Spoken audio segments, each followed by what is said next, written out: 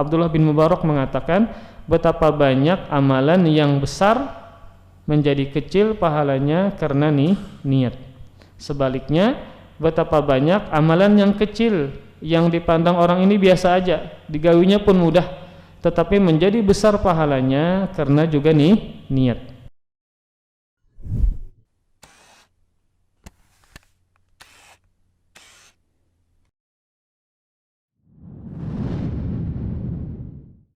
Bismillah.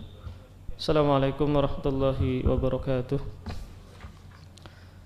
Innal hamdalillah nahmaduhu wa nasta'inuhu wa nastaghfiruh wa na'udzu billahi min shururi anfusina wa min sayyiati a'malina.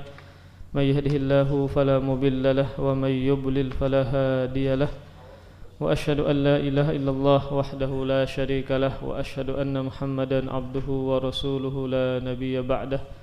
قال الله تعالى في القرآن الكريم يا أيها الذين آمنوا اتقوا الله حق تقاته ولا تموتن إلا وأنتم مسلمون يا أيها الناس اتقوا ربكم الذي خلقكم من نفس واحدة وخلق منها زوجها وبث منهما رجالا كثيرا ونساء واتقوا الله الذي تساءلون به والأرحام إن الله كان عليكم رقيبا يا أيها الذين آمنوا اتقوا الله وقولوا قولا سديدا يصلح لكم أعمالكم ويغفر لكم ذنوبكم ومن يطع الله ورسوله فقد فاز فوزا عظيما أما بعد فإن أصدق الحديث كتاب الله وخير الهدي هدي محمد صلى الله عليه وآله وسلم وشر الأمور محدثاتها فإن كل محدثة بدعة وكل بدعة ضلالة وكل ضلالة في النار. Alhamdulillah, marilah kita sama-sama kembali bersyukur kepada Allah Subhanahu wa taala. Di masjid ini kita masih diberikan taufik, kemudahan dalam beramal soleh. Di antaranya adalah salat wajib berjamaah. Kemudian kita teruskan dengan kewajiban berikutnya, yaitu sabda Nabi sallallahu alaihi wasallam, talabul ilmi faridatun ala kulli muslim. Menuntut ilmu itu adalah kewajiban setiap muslim. Maka tidak mungkin kita beribadah dengan benar, ya, mengetahui yang halal yang haram, kecuali harus dengan ilmu agama.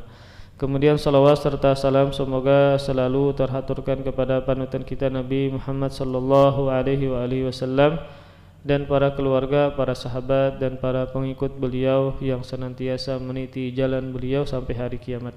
Kita masih meneruskan hadis yang pertama tentang niat, ya, yaitu hadis dari sahabat sekaligus mertua Rasulullah sallallahu alaihi wasallam, Umar bin Khattab radhiyallahu taala anhu. Beliau berkata, sami'tu Rasulullah sallallahu alaihi wasallam yaqul, saya mendengar Rasulullah sallallahu alaihi wasallam bersabda, innamal a'malu binniyat wa innama likulli imri'in ma nawa. Faman kanat hijratuhu ila Allahi wa rasulihi fa hijratuhu ila Allahi wa rasulihi. Wa man kanat hijratuhu lidunya yusibuha aw imra'atin yankihuha fa hijratuhu ila ma hajara ilaihi. Sesungguhnya seluruh amal itu tergantung pada niatnya. Sesungguhnya seluruh amal itu tergantung kepada niatnya. Amalan di sini umum, ya. Mau amalan dunia atau amalan ibadah, maka tergantung niatnya. Maka betapa banyak, ya, amalan yang sifatnya ibadah seperti sholat, haji, ya, secara asal itu adalah ibadah yang memiliki pahala. Tetapi karena niatnya rusak, maka tidak bernilai sama sekali di sisi Allah Subhanahu wa taala. Juga sebaliknya, betapa banyak amalan yang sifatnya rutinitas, ya, seperti tidur, makan, olahraga, itu sifatnya ada kebiasaan rutinitas. Tetapi kalau dia niatkan untuk Allah, ya, perkara yang mubah ini dia niatkan agar menjadi wasilah dalam ketaatan, maka bernilai pahala, ya. Maka inilah yang Allah cari ketika seluruh amal kita ini, baik sifatnya ibadah maupun yang bukan ibadah, kalau seandainya kita niatkan karena Allah Subhanahu wa taala, maka menjadi pahala karena niatnya. Maka dari hadis ini juga keluar kaidah fikih, ya, yang paling utama, yaitu al-umuru bimaqasidiha. Segala perkara itu tergantung niatnya. Maka hadis ini adalah hadis yang sangat agung berkaitan dengan pokok Islam, ya, Bahkan di antara ulama ada yang mengatakan Islam itu berporos pada 3 hadis. Di antaranya adalah hadis ini, innamal a'malu binniyat. Kemudian kata Rasulullah sallallahu alaihi wasallam, maka dan setiap orang akan mendapatkan sesuai niatnya, dan setiap orang akan mendapatkan sesuai niatnya. Ya, seperti misalnya bagian pahala, maka tidak sama antara pahala seseorang dengan yang lain. Maka tatkala dia beramal semakin ikhlas niatnya, maka semakin banyak pahalanya. Maka barang siapa, kemudian Rasul mencontohkan salah satu jenis ibadah yang agung, yaitu ibadah berhijrah. Maka barang siapa yang berhijrah karena Allah dan Rasulnya, maka hijrahnya kepada Allah dan Rasulnya, kalau niatnya karena Allah dan Rasulnya. Dan barang siapa yang hijrahnya karena untuk mendapatkan dunia, dia hijrah beribadah untuk mencari dunia, atau karena wanita yang ingin dinikahinya. Ini adalah 2 niat ya, karena dunia, kemudian yang kedua karena wanita. Maka hijrahnya itu kepada apa yang menjadi tujuannya, maka itulah yang akan dia dapatkan ya, tidak bernilai di sisi Allah Subhanahu wa taala. Maka hadis ini ya, hadis innamal a'malu binniyat ini adalah hadis yang hanya diriwayatkan oleh satu sahabat saja, Umar bin Khattab. Padahal kan hadis ini hadis yang berputar dengannya sangat banyak masalah-masalah agama. Bahkan Imam Syafi'i mengatakan hadis ini, kata beliau, merupakan sepertiga Islam, dan masuk padanya dalam 70 bab masalah fikih. Tetapi dari sekian ribuan banyak sahabat cuma satu yang meriwayatkan, yaitu Umar bin Khattab.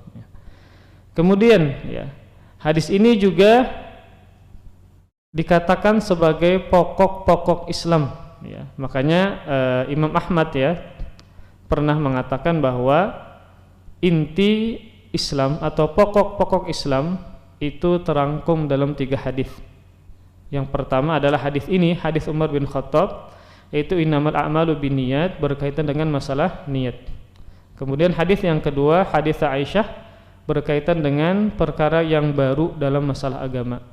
Sabda Nabi, man ahdatsa fi amrina hadza ma laisa minhu fahuwa raddun. Barang siapa yang mengada-adakan sesuatu yang baru dalam urusan agama kami, dalam perkara ibadah, maka amalan tersebut tertolak. Itu yang kedua. Kemudian pokok Islam yang ketiga, ini hadis Nu'man bin Bashir, yaitu sabda Nabi, innal halala bayyin wa innal harama bayyin. Sesungguhnya halal itu jelas dan sungguh haram itu juga jelas. Maka 3 hadis inilah yang berputar padanya inti-inti agama Islam. Yang pertama berkaitan niat, yang kedua berkaitan dengan perkara bid'ah, kemudian yang ketiga berkaitan tentang perkara halal dan haram.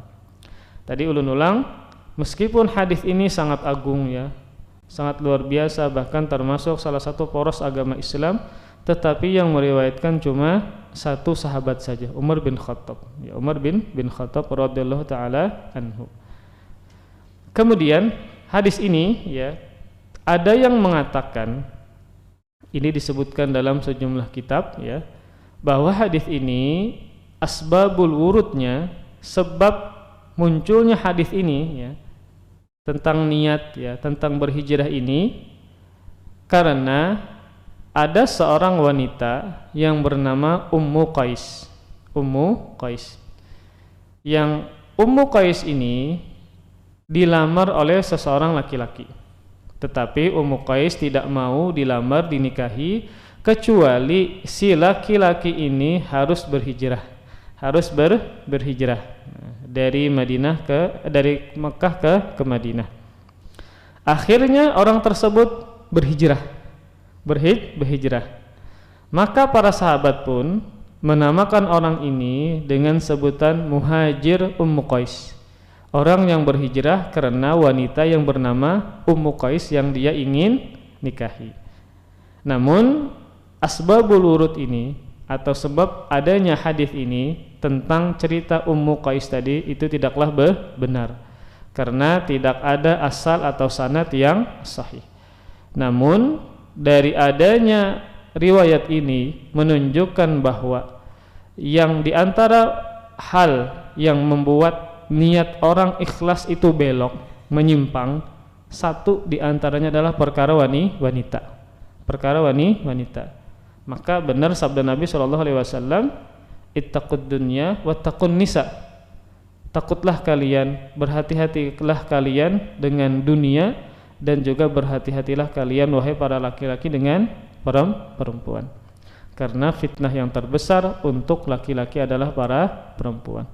Seorang laki-laki itu dia mampu ya, ketika dia misalnya berkaitan dengan fitnah ekonomi misalnya ya, dia mampu untuk sabar ya. Kemudian fitnah apa? Tapi kalau perempuan terkadang sulit untuk bisa sabar.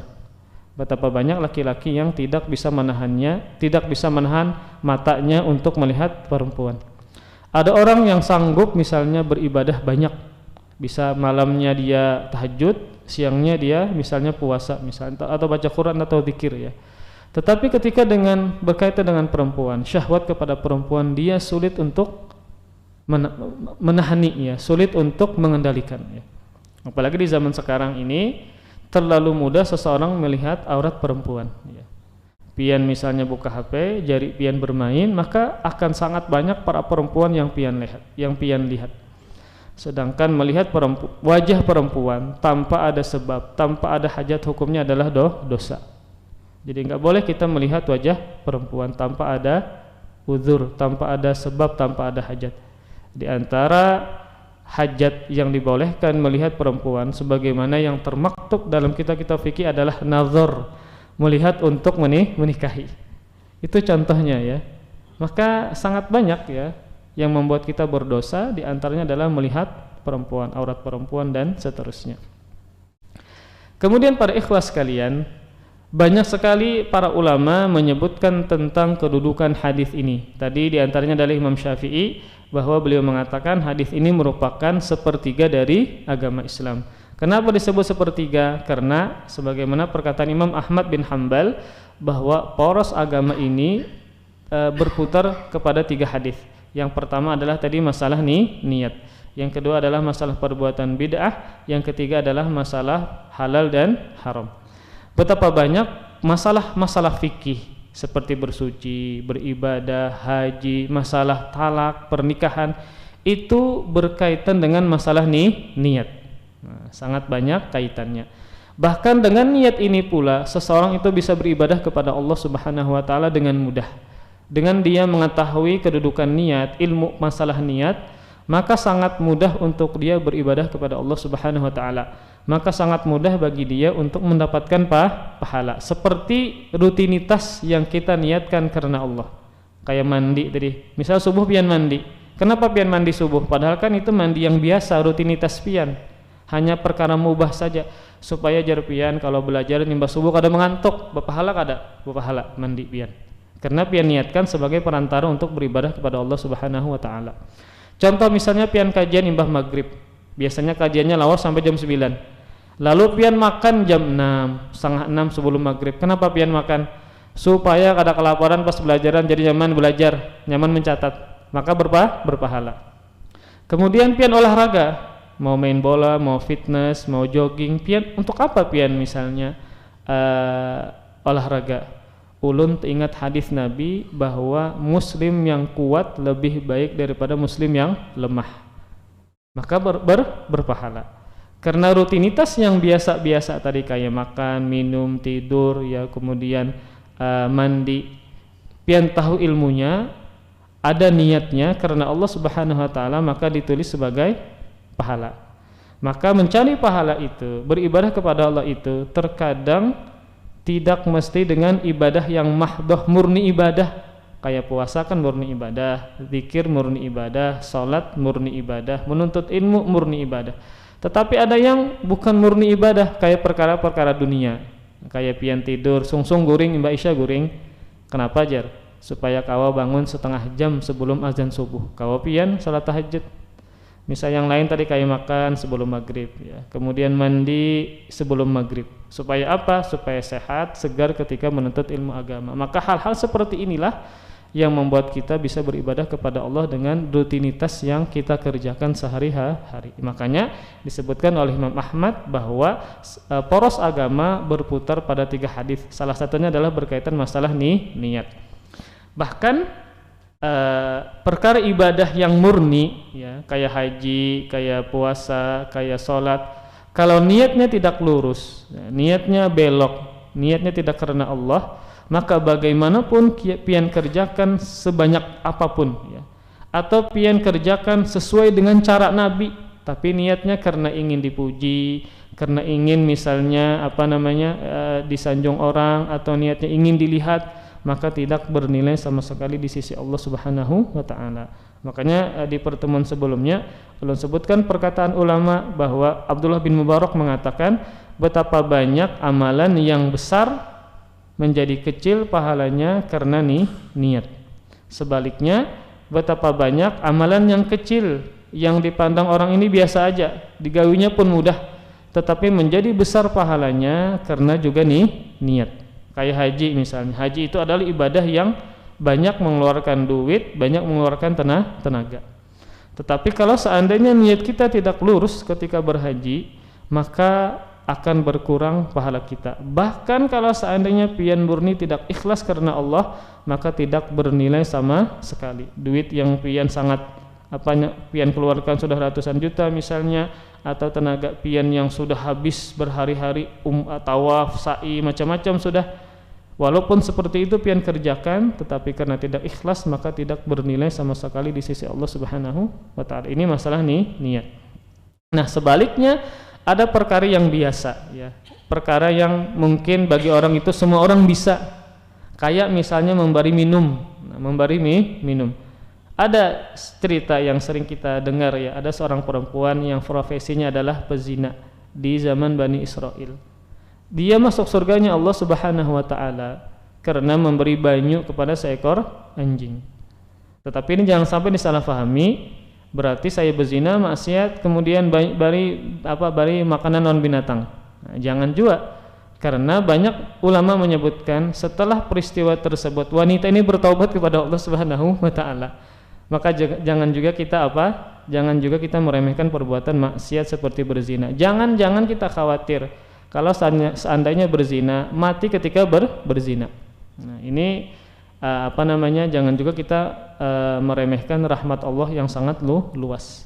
Buktinya adalah perempuan tadi hanya sekadar memberikan banyu kepada seekor anjing, ternyata dia diampuni Allah Subhanahu wa taala, kemudian masuk ke dalam surga. Maksud ulun adalah terkadang ada perkara-perkara yang kecil, yang biasa, yang orang itu bisa banyak melakukan, tetapi karena niatnya ikhlas karena Allah, semakin tinggi, semakin ikhlas, maka ternyata semakin banyak pahalanya di sisi Allah Subhanahu wa taala. Kemudian terkadang juga satu amalan, satu perbuatan itu bisa diniatkan dengan berbagai macam. Kayak pian misalnya duduk di masjid sekarang, niatnya apa? Itu pian bisa dengan niat berbilang-bilang, sehingga banyak jua pahalanya. Kayak pian sekarang duduk untuk apa? Belajar, satu pahala sudah, niatnya untuk belajar. Yang kedua untuk menunggu waktu isyraq, nah menunggu sholat kepada sholat berikutnya juga pahala. Kemudian niat berikutnya itikaf. Jadi jangan sampai pian pahami bahwa itikaf itu hanya di bulan Ramadan saja. Memang sangat dianjurkan di bulan Ramadan, terlebih di 10 terakhir bulan Ramadan. Itikaf itu melazimi masjid untuk beribadah kepada Allah Subhanahu wa taala, dan ulama tidak menyebut, dan memang ulama ada yang membatasi, misalnya mengatakan yang dinamakan dengan itikaf itu adalah kebanyakan malam. Tetapi ada juga ulama yang mengatakan tidak terbatas dengan waktu tertentu, mau pian setengah jam, 1 jam. Kalau pian niat itikaf untuk beribadah maka mendapatkan pahala. Kemudian itu 3 sudah. Niat yang keempat untuk memakmurkan masjid. Nah, kenapa pian duduk? Untuk memakmurkan masjid.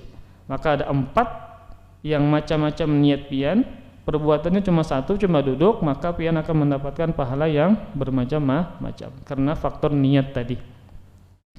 Kemudian para ikhwas sekalian, seorang ulama ya yang bernama Al-Imam ya Al-Hafidz Muhyiddin Abu Zakaria atau Imam Nawawi juga mengatakan tentang hadis ini bahwa kaum muslimin telah berijma tentang tingginya hadis ini, dan hadis ini sangat banyak memiliki manfaat, terlebih berkaitan dengan masalah pahala. Ya, masalah pahala seperti tadi perbuatan yang kebiasaan yang ada, kalau kita niatkan pahala maka menjadi pahala.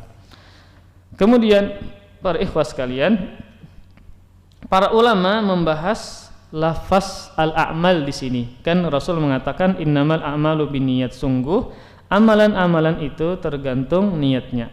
Maka amalan-amalan yang dimaksud dalam hadis ini adalah sifatnya umum. Amalan umum mencakup 3 hal. Yang pertama adalah amalan berupa perbuatan, ya. Seperti salat itu kan ada perbuatannya. Seperti olahraga ada perbuatannya. Maka itu tergantung juga niatnya. Termasuk perbuatan adalah perbuatan zahir atau perbuatan batin seperti amalan hati. Untuk apa pian meniatkannya, ya. Maka juga termasuk bagian dari perbuatan. Kemudian yang kedua, termasuk amalan adalah perkataan, ya. Termasuk perkataan. Untuk apa misalnya seorang dai itu ceramah, nah itu kan adalah tergantung niatnya. Untuk apa dia berzikir, untuk apa dia baca Quran, untuk apa dia mengatakan hal apapun, ya. Maka kita berusaha apapun yang keluar dari mulut kita ini, entah itu perkara dunia apalagi ibadah, maka niatkan karena Allah Subhanahu wa taala. Maka kalau seandainya pian niatkan segala apa yang keluar dari mulut pian karena Allah, insya Allah tidak mungkin pian menzalimi orang lain dengan mulut pian. Seperti kita berbicara seperti biasa lawan kawan bepandiran, maka niatkan karena Allah Subhanahu wa taala. Isinya adalah entah menyenangkan orang, membantu orang dan seterusnya. Maka ini bisa membuat kita mengendalikan lisan kita dari berkata-kata yang kotor atau yang menghinakan. Kemudian termasuk perkara amalan juga adalah yang ketiga, fikiran. Maka fikiran seseorang itu niatnya untuk apa? Bahkan fikiran yang kita fikirkan dalam otak kita ini, ya, kalau seandainya memikirkan untuk merencanakan perbuatan dosa, maka dicatat sebagai dosa. Ini terjadi kepada salah seorang kafir yang bernama Walid bin Mughirah. Walid bin Mughirah ini dia memikirkan, ya, cara bagaimana dia menghinakan Al-Quran, bagaimana dia menghinakan Al-Quran. Makanya Allah mengatakan ketika dia memikirkan tentang bagaimana caranya menghinakan Al-Quran, dalam Al-Quran Allah mengatakan, faqala in hadza illa sihrun yu'thar, in hadza illa qaulul bashar, sa'uslihi saqar. Ini dalam surah Al-Muddathir ayat 24 dan 26. Kata Allah Subhanahu wa taala, dia memikirkan bagaimana caranya menghinakan Al-Qur'an, sehingga dia mengatakan Al-Qur'an ini tidak lain hanyalah sihir yang dipelajari dari orang-orang yang terdahulu. Dia memikirkan bagaimana caranya menghinakan Al-Qur'an, sehingga dia mengeluarkan kesimpulan agar orang-orang menjauh dari Al-Qur'an. Dia mengatakan faqala in hadza illa sihrun yu'thar.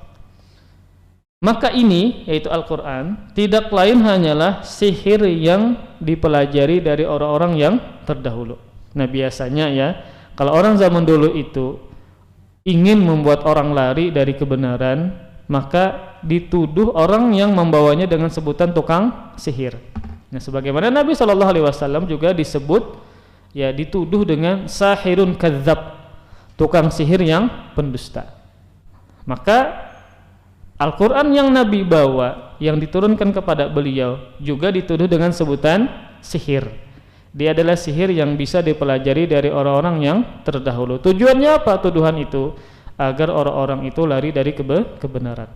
Kemudian dia mengatakan bahwasanya in hadza illa qaulul bashar. Ini Al-Quran ini tidak lain hanyalah perkataan manusia, perkataan si Muhammad. Dia mengatakan demikian. Makanya hikmah Nabi itu seorang ummi, ya, tidak bisa baca dan menulis, agar jangan dituduh disangka bahwa Nabi itu mengarang Al-Quran, karena beliau adalah seorang yang ummi, tidak bisa baca dan tidak bisa menulis. Maka ketika Walid bin Mughirah ini ya mengarahkan pikirannya untuk mencela Al-Qur'an, maka dia mendapatkan dosa, mendapatkan ancaman. Makanya Allah mengatakan setelahnya, sa'uslihi saqar, kata Allah Subhanahu wa taala, aku akan memasukkannya ke dalam neraka saqar. Maka ini menunjukkan bahwasanya pikiran yang buruk untuk merencanakan sesuatu dan ada usaha, maka dicatat sebagai dosa. Nah, sama kayak misalnya seseorang yang ingin menghina di media sosial, menghina orang lain di media sosial ya. Kemudian dia nukar kota ya, ada usaha nukar kota ya. Kemudian dia dia tulis, walaupun belum dia sebarkan, ketika dia merencanakan perkara yang buruk namun diiringi dengan usaha, maka dicatat sebagai dosa. Walaupun belum terjadi. Kenapa? Karena sudah ada usaha ya. Sama kayak orang nonton film porno ya. Nonton film porno, ternyata sinyalnya lemah, naik dulu ke atasnya mencari sinyal, itu kan ada usaha. Walaupun misalnya belum dia buka, tetapi dia sudah ada usaha untuk meluruskan, untuk menembuskan niatnya tadi, maka dicatat sebagai dosa. Maka ini juga termasuk bagian dari amalan, yaitu berkaitan dengan fikiran, maka dicatat sebagai dosa. Maka para ikhwas sekalian, tadi ulun sebutkan bahwa perkara yang biasa ya, bahkan perkara ibadah yang mungkin semua orang itu bisa, seperti senyum saja ya, maka ini juga tergantung niatnya. Kan senyum itu secara asal adalah ibadah. Tetapi kalau seandainya dia senyum niatnya untuk mengejek, nah maka ini adalah tergantung niatnya, dia bisa berdosa. Sama seperti orang musyrikin, orang munafik di zaman Nabi SAW, yang mana mereka suka menghina ketika berpapasan dengan kaum muslimin, mengejek dengan seretan mata, hanya sekedar seretan mata, tetapi kalau niatnya untuk mengejek maka menjadi dosa. Maka untuk apa kita senyum, untuk apa kita berbicara, untuk apa kita bertindak, maka tergantung niatnya. Kemudian ya, dalam sebuah hadis yang sahih yang dikeluarkan oleh Al-Imam Bukhari dan juga Imam Muslim, para malaikat ya, di dalam catatan amal, maka mereka tidak hanya mencatat perbuatan dan perkataan saja, bahkan niat juga dicatat oleh para malaikat. Dalam artian kita hendak berniat, misalnya hendak sholat isyraq, maka hanya sekadar niat ini sudah dicatat. Nah, dalam sebuah hadis yang sahih, kata Rasulullah SAW, faman hamma bihasanatin falam ya'malha katabahallahu lahu indahu hasanatan kamilah. Barang siapa yang berniat suatu kebaikan lalu dia tidak mengerjakannya atau belum mengamalkannya, maka Allah mencatat satu kebaikan di sisinya secara sempurna. Misal kayak tadi, ini kan sekarang belum masuk waktu duha, tapi ulun sudah berniat kalau sudah masuk isyraq ulun sholat sunnah, maka niat tadi sudah dicatat sebagai satu kebaikan yang sempurna di sisi Allah, sekalipun qadarullah misalnya kada jadi ulun kerjakan. Maka ketika kita misalnya berniat saja, maka sudah dicatat sebagai kebaikan. Maka ini menunjukkan bahwasanya niat yang baik itu sudah dicatat sebagai pahala ya, sekalipun ternyata kita belum atau tidak sempat mengerjakannya. Kemudian para ikhwas sekalian, kita teruskan. Kemudian dari hadis ini juga ya menjelaskan bahwa niat itu sangat berpengaruh terhadap sebuah amalan. Bahwa niat sangat berpengaruh terhadap sebuah amalan. Perhatikan sebuah hadis yang sahih yang dikeluarkan oleh Imam Muslim, kata Rasulullah SAW, man sa'alallahu syahadata bisidqin ballaghahu Allahu manazilash syuhada wa in mata ala firasyih.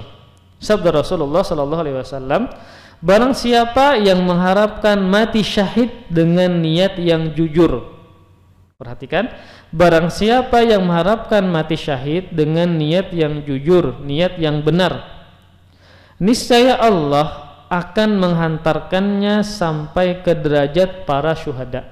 Kan orang yang berperang di jalan Allah Subhanahu wa taala, ketika dia meninggal, dia berperang ikhlas, maka dia akan memperoleh derajat orang yang mati syahid.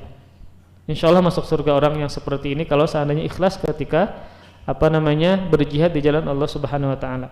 Lalu di zaman sekarang ya, karena tidak ada lagi perang, tapi dia berniat.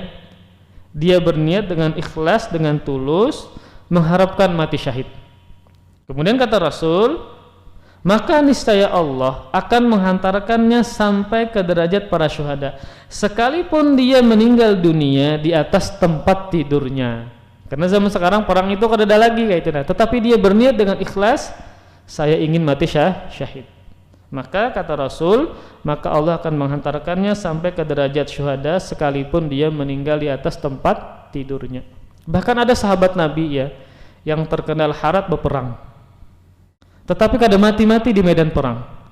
Beliau meninggalnya malah di atas kasur. Khalid bin Walid, pian tahu Khalid bin Walid, panglimanya kaum muslimin. Berperang sudah macam-macam ya, banyak sekali medan perang yang beliau ikuti ya. Kemudian tabasan parang itu banyak sudah di awak belakang sidin. Tapi kadang mati-mati subhanallah. Padahal kan beliau ingin mendapatkan derajat orang yang mati syahid. Tetapi subhanallah ya. Sekalipun demikian banyak peperangan yang beliau ikuti jadi panglima perang ya. Bahkan diberi gelar dengan sebutan Asadullah ya, Saifullah, pedangnya Allah. Saking banyaknya sahabat ini berperang. Tetapi meninggal dunianya di mana? Di atas kasur. Maka kalau seandainya beliau ingin mati syahid ya, ingin berniat meninggal dengan cara syahid di medan perang karena tulus karena Allah Subhanahu wa taala, sekalipun beliau meninggal dunianya di atas kasur, maka beliau tetap mendapatkan derajat orang yang mati syahid. Ini apa?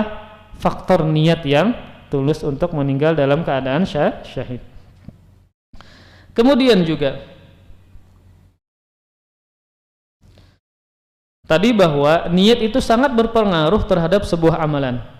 Orang yang ternyata ingin berniat mati syahid ya, tulus karena Allah, tapi dia akhirnya mendapatkan derajat orang yang mati syahid. Sebaliknya, orang yang bertempur ya, berjihad di jalan Allah tetapi niatnya tidak ikhlas, maka juga tidak diberikan derajat orang yang mati syahid. Dalam sebuah hadis yang dikeluarkan oleh Imam Ahmad ya, namun memang hadis ini adalah dhaif, lemah, namun maknanya benar. Sabda Rasul, hadisnya lemah namun maknanya benar. Wa rubba qatilin bainas saffaini Allahu a'lamu biniyatih. Dan betapa banyak orang yang terbunuh di antara dua pasukan perang. Maksudnya dia berjihad di jalan Allah, ternyata Allah lebih mengetahui niatnya. Untuk apa dia berperang ya? Ada sebuah kisah ya, yang mana ada orang yang berjihad, orang yang terbunuh. Kemudian para sahabat ini kagum karena dia terbunuh di medan perang. Tapi Rasul mengatakan dia di neraka. Nah, ya pian. Rasul diberikan wahyu oleh Allah Subhanahu wa taala, diberikan kabar yang gaib bahwa orang yang terbunuh ini, yang para sahabat kagum ini, ternyata dia di neraka. Ternyata bahwa orang yang meninggal ini ketika dia terkena senjata musuh, dia mengerang orang kesakitan, akhirnya dia membunuh dirinya supaya cepat mati, supaya tidak merasakan kesakitan. Nah, akhirnya apa? Dia meninggal dengan cara bunuh diri. Makanya Rasul katakan dia di dalam neraka. Padahal kan sahabat secara sepintas, secara zahir ini orangnya insya Allah meninggal dalam keadaan syahid. Tetapi ternyata di akhir hayatnya ketika dia kesakitan karena terkena alat musuh, tidak tahan dengan sakitnya kena alat musuh, akhirnya dia membunuh dirinya sendiri, akhirnya meninggal dalam keadaan cara bunuh diri.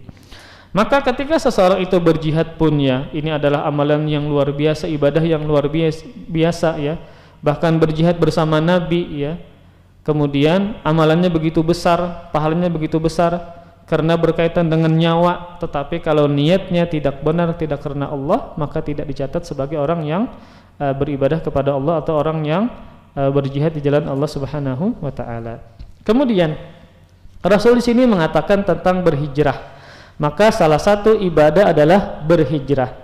Maka hijrah adalah termasuk amalan yang mulia. Dalam sebuah ayat yang disebutkan dalam Al-Baqarah ayat 218.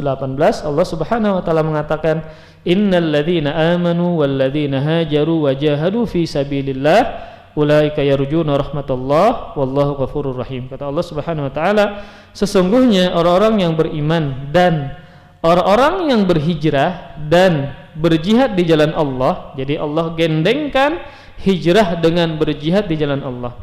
Maka mereka itulah yang mengharapkan rahmat Allah, dan Allah Maha Pengampun lagi Maha Penyayang.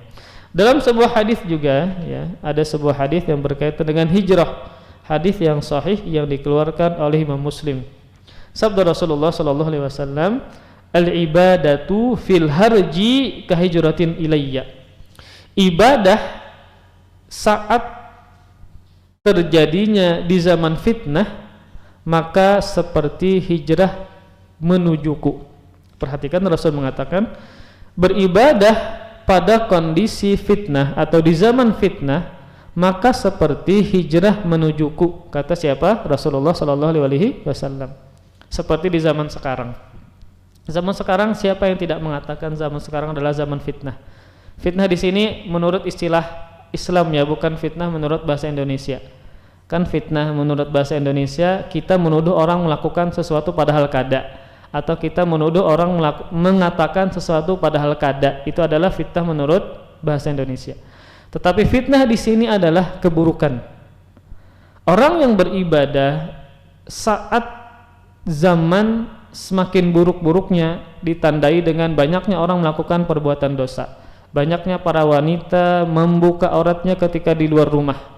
Banyaknya orang tidak peduli dengan kajian majelis ilmu. Banyaknya orang tidak peduli dengan perbuatan haram, berzina kah, minum khamar kah, pacaran kah. Banyaknya tersebar maksiat-maksiat. Itu adalah zaman fitnah. Itu terjadi di zaman sekarang.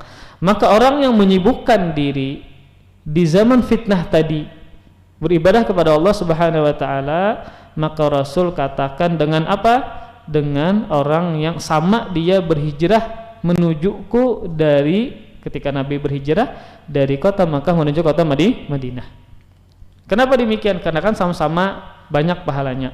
Di zaman Nabi ketika diperintahkan untuk berhijrah dari kota Makkah ke kota Madinah dalam rangka menyelamatkan iman agar bisa mudah beribadah, itu kan perintah Allah Subhanahu wa taala ya, yang Allah tujukan kepada Nabi dan para sahabat. Maka sangat banyak pahalanya karena berkaitan dengan menjaga amal soleh, menjaga iman. Maka orang yang sanggup di zaman sekarang serba fitnah, banyak keburukannya, tetapi dia sanggup untuk menyibukkan dengan beribadah kepada Allah Subhanahu wa taala, maka sama pahalanya seperti orang yang berhijrah menuju siapa? Menuju Rasulullah sallallahu alaihi wasallam ya. Maka ini menunjukkan bahwa hijrah itu terkadang maknanya umum, seperti adalah berhijrah di zaman fitnah di zaman sekarang, banyak dengan keburukan. Kemudian kita kupas kembali makna hijrah ya. Jam berapa sudah, Pak?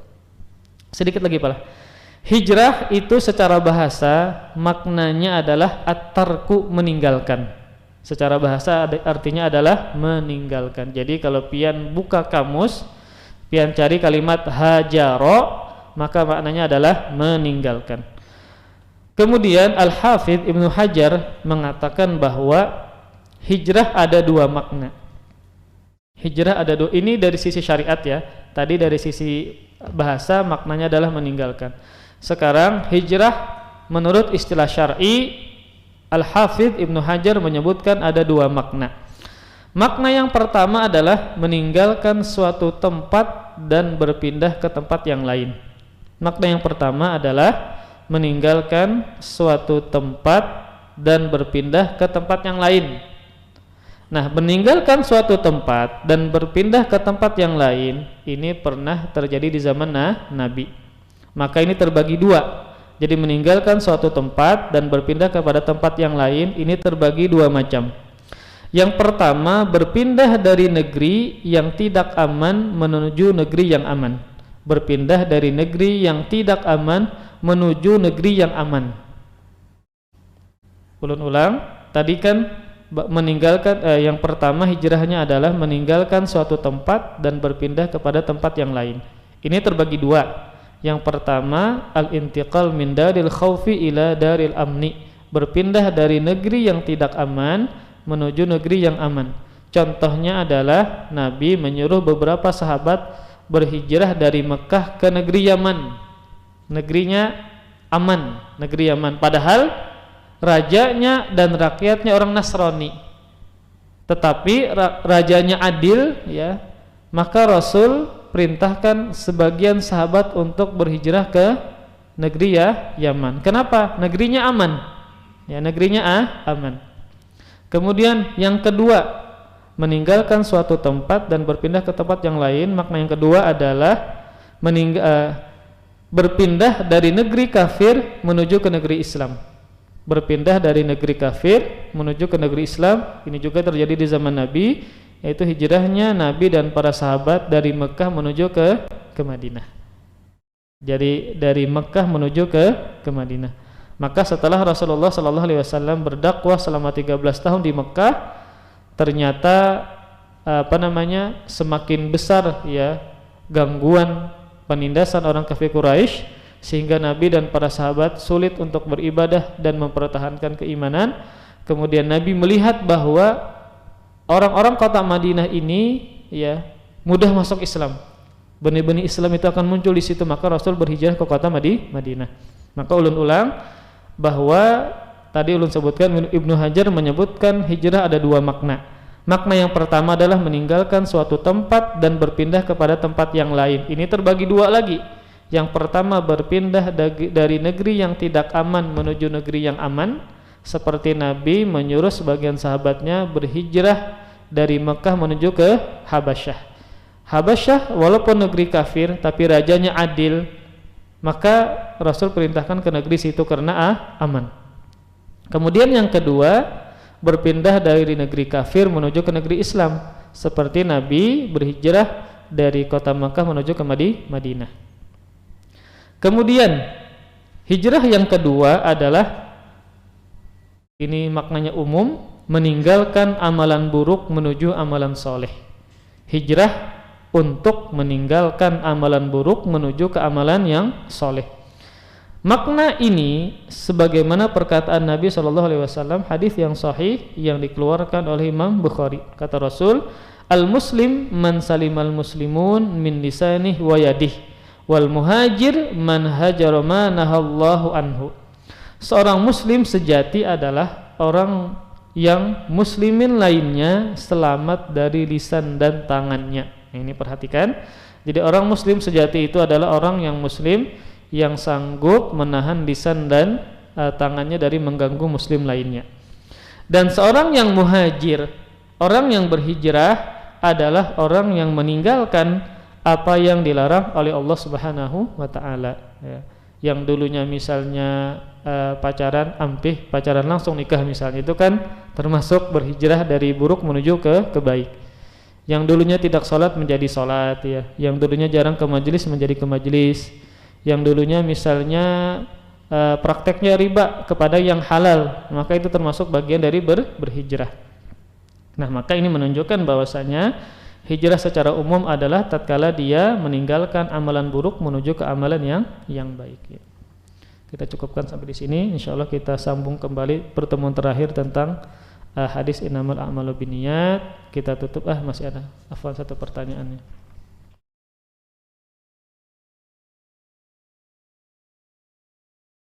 Nah, ini nanti kita belum pernah membahas tentang masalah riya, ya, masalah riya. Jadi ketika di awal niat dia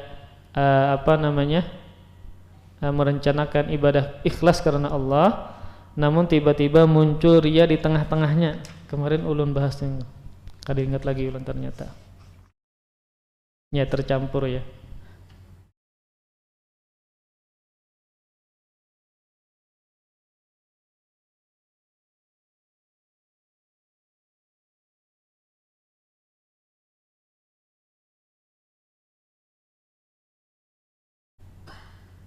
Ya, nah ini ada penjelasannya. Jadi bagaimana seseorang yang beribadah kayak sholat, pada awal dia ikhlas tetapi di tengah-tengah muncul riya. Maka ada beberapa kondisi. Yang pertama, dia berhasil mengusir riyanya. Jadi yang harus dia lakukan adalah dia berusaha melawan. Kalau dia berhasil, maka dia dapat pahala. Kemudian Yang kedua, yang berikutnya, kalau seandainya dia membiarkan niat riya tersebut ketika muncul riya di tengah-tengah sholat tadi, tapi dia biarkan, ya, tidak dia berusaha untuk mengendalikan, mengusir, ya, dia biarkan, kemudian akhirnya merasa enak dengan riyanya tadi, merasa nyaman dengan riyanya tadi, maka ini berarti amalannya apa? Menjadi rusak, ya, menjadi rusak. Amalannya menjadi gugur, ya. Maka tentu, ya, kita harus hati-hati terhadap perkara yang masalah riya ini. Coba ulun sebutkan, ulun ulang. Ketika dia ikhlas pada awal sholatnya, kemudian ternyata di tengah-tengah sholat dia ada riyanya, ya, ketika masuk temannya atau tokoh yang dihormati muncul riya ingin dilihat. Nah, yang pertama dia berhasil mengusir riyanya, maka tentu ini malah berpahala karena berarti dia menolak maksiat yang terjadi di ibadahnya. Kemudian yang kedua, dia tidak berhasil mengusir sholatnya, ya, tidak berhasil mengusir sholatnya, maka pahalanya tetap selamat, ya, pahalanya tetap selamat. Kenapa? Karena sebenarnya dia sudah berusaha untuk apa? Untuk mengusirnya, namun nggak bisa, ya, sulit untuk mengusir.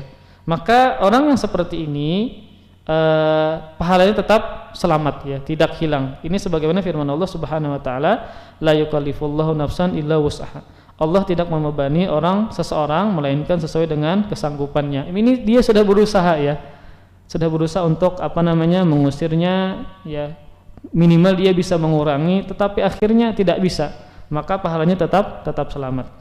Kemudian bagaimana dengan seseorang yang membiarkan riyanya, dia tidak melawannya, ya, tidak melawannya. Memang para ulama di sini berbeda pendapat tentang membiarkan riya tadi yang muncul di tengah-tengah ibadah. Maka ada dua pendapat sebenarnya. Yang pertama adalah amalannya gugur, gugur ketika di tengah-tengah sholat muncul riya, tetapi dia membiarkan, maka amalannya gugur. Ada yang mengatakan pendapat yang kedua, bahwa amalannya tidak gugur, ya. Kenapa? Alasannya adalah karena yang dijadikan acuan adalah ketika dia beribadah pada niat awalnya,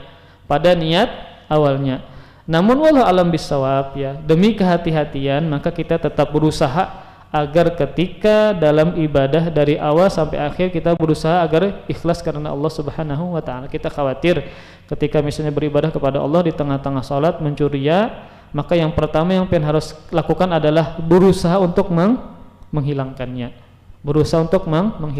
Sekalipun misalnya pada akhirnya sulit untuk dihilangkan, semoga Allah Subhanahu wa taala tidak menghilangkan pahala pian. Karena di antara alasan ulama tadi adalah yang dinilai, yang menjadi acuan adalah ketika di awal dia beribadah apakah ikhlas ataukah tidak. Wallahu alam bisawab. Intinya adalah pian harus berusaha.